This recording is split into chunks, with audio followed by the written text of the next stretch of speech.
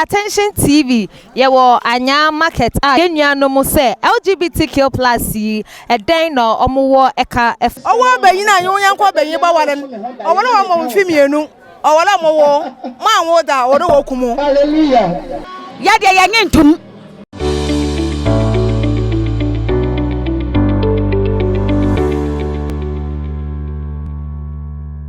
Yema obibia akwaba ene Attention TV yewo anya market yebebisa yadetonfo ye maame mumu ye nuano mo se LGBTQ plus yi eden no omo eka efa ho mundi echi sa woyi na ba wiase no ya ma yi mudi ya mpia da maden sa ge no yi sa bia do left to sa bia do bia de na aba no ya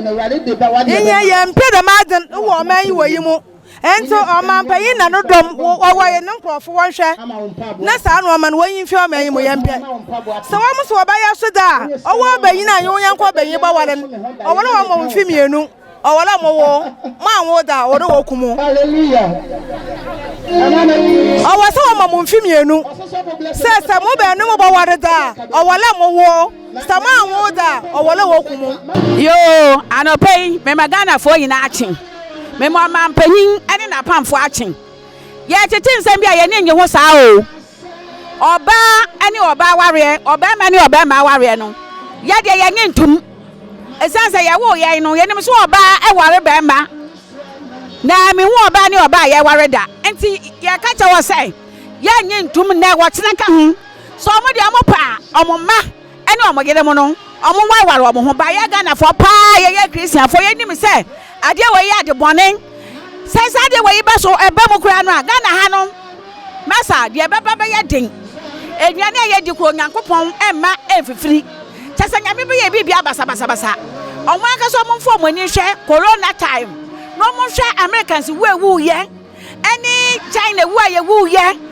chese wodwene ho a wonti ase na Ghana yempanfo no yebu omo pa nti yesro mo ade bi wo ho ye ni kwan se omo de ba abonten lesbian no omo de ba no yebewu ye nyina yebewu wo be hwe ni obi ni tunum abie enye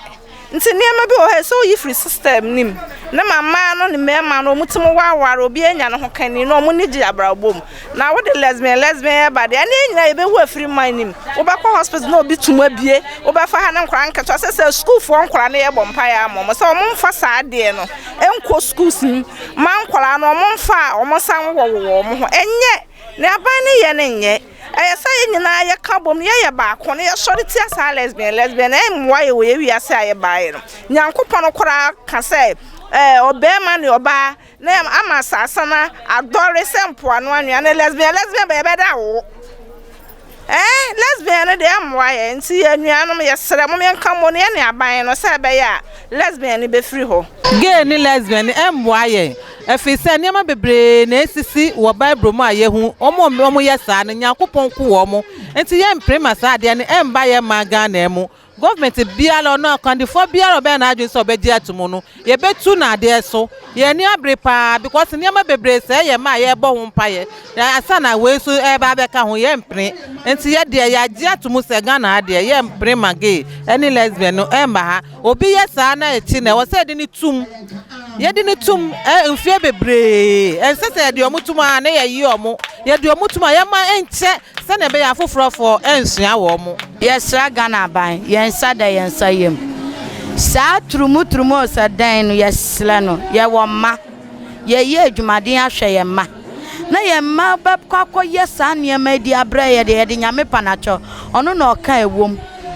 Ghana nyina ye de ni hwe no yesra no ye pese oba TV so na obekasa keke na ye komato ye yem